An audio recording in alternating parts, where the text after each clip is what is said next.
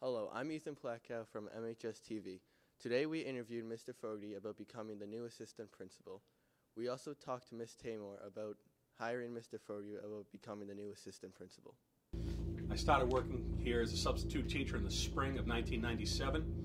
In the fall of 97, I became a science teacher. I spent 4 years in the science department. After that, I moved to the wellness department.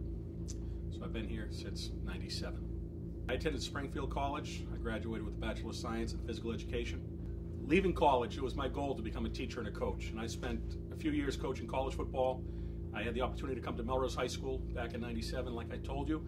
And then from there, a position opened up this summer and I had the opportunity and things worked out. So here I am today as an assistant principal. I received a letter over this winter vacation on the last Friday of vacation. And it's a nice way to start. At this point in time, I don't have the plans to return to football at the high school level, but it's something that's near and dear to my heart, and it's something I've been a part of for a long time. So it's tough to remove myself from that situation. That letter I received was from the superintendent of schools, Ms. Tamor. Last summer when I came to Melrose, the principal and the second assistant principal at Melrose High had resigned and left, leaving only Miss Farrell as the assistant principal.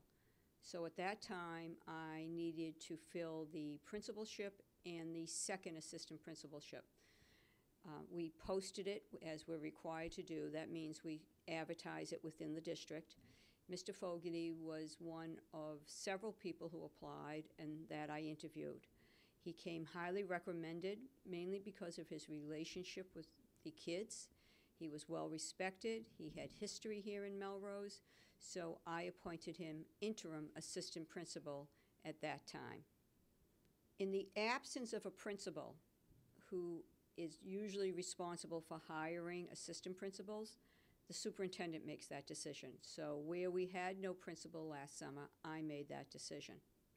There were some other people who expressed interest, but part of being able to be the assistant principal is you have to have the proper state certification.